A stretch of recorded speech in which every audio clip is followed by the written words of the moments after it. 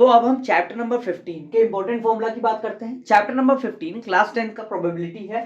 Probability का मतलब यह है किसी भी इवेंट के होने के कितने चांसेस हैं वो उसकी प्रोबेबिलिटी को बताता है। अब प्रोबेबिलिटी निकाली कैसे जाती है किसी इवेंट के लिए, तो PE of any event is known as number of favorable outcome for an event upon total number of outcome for the event। मतलब किसी इवेंट के लिए जितने हमने टोटल आउटकम निकाले हैं उसको डिवाइड करेंगे किस किस आउटकम में वो इवेंट आया है, यानी कि उस इवेंट के कितने फेवरेबल आउटकम रहे, उससे हम टोटल आउटकम को अगर हम डिवाइड कर दें तो हम क्या निकाल लेंगे, उसकी प्रोबेबिलिटी निकाल लेंगे। अब हम इस बात में एक चीज का बड़ा जिक्र कर रहे हैं जिसे इवेंट कहा जाता है। ठीक है, आपने बहुत देर से एक वर्ड सुना होगा, मेरे मुंह से बार बार निकल रहा है, event, probability of an event.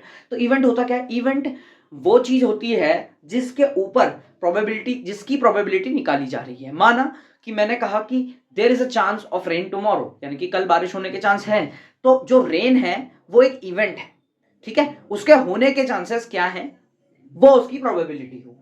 ठीक है, अब the probability of sure event, ठीक है, जिसे सर्टेन इवेंट भी कहा जाता है, वो 1।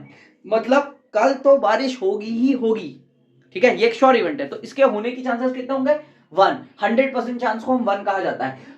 ठीक है, the maximum probability attend by any event is also 1। तो श्योर इवेंट की सबसे ज्यादा प्रोबेबिलिटी होती है और मैक्सिमम प्रोबेबिलिटी कोई इवेंट अटेन करता है तो वो क्या होती है? 1 होती है। The probability of an impossible event is 0। ऐसा इवेंट जो हो ही नहीं सकता उसकी प्रोबेबिलिटी हमेशा क्या होगी? 0। तो इसीलिए उसको नाम दिया impossible event. The probability of an event is a number, ठीक है, जिसे हम पीई से डिनोट करते हैं, और वो कहां से कहां तक हो सकता है?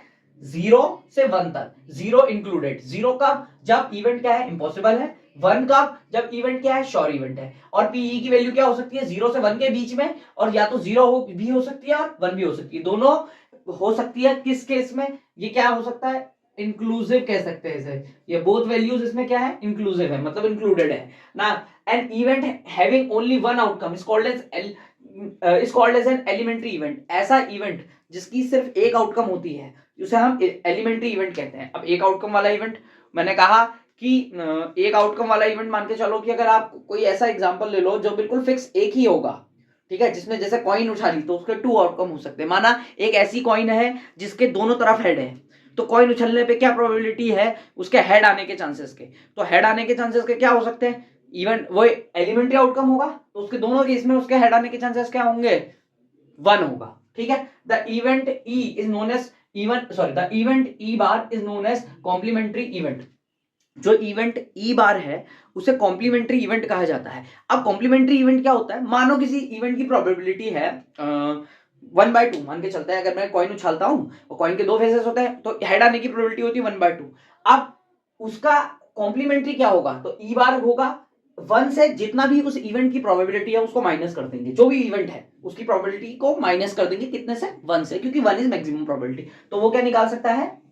उसका कॉम्प्लीमेंट्री निकाल सकता है, जिसे आपके क्वेश्चंस में ज्यादातर नॉट ए से पूछा होगा। तो find out the probability of A कहेंगे, find out the probability of not A. अगर मैं इसका एग्जांपल दूं छोटा सा, तो मेरे से कहा गया find out the probability that if a coin is tossed then what is the probability of not getting head. तो मानो अगर कॉइन को टॉस किया जाता है, माना कॉइन को टॉस किया तो 2 आउटकम मिलेंगे, हेड और टेल। तो हेड की प्रोबेबिलिटी क्या होगी? पी एच की प्रोबेबिलिटी होगी तुम्हारी, ठीक है, तो पी एच मान लेते हैं सर, पी एच, तो ये होगा 1/2, क्योंकि टोटल आउटकम 2 है और इवेंट 1 के लिए है, तो सॉरी इवेंट एच के लिए है तो एच एक ही बार आएगा दोनों में से, तो 1/2 होगी। अब मेरे से आगे नॉट एच, तो मैं इसे पी एच बार भी कह सकता हूँ, जिसे मैं कह सकता हूँ 1 - 1/2, जिससे सॉल्व करूंगा तो फिर आ जाएगा 1/2। तो ऐसे हम निकाल सकते हैं नॉट कॉम्प्लीमेंट्री इवेंट।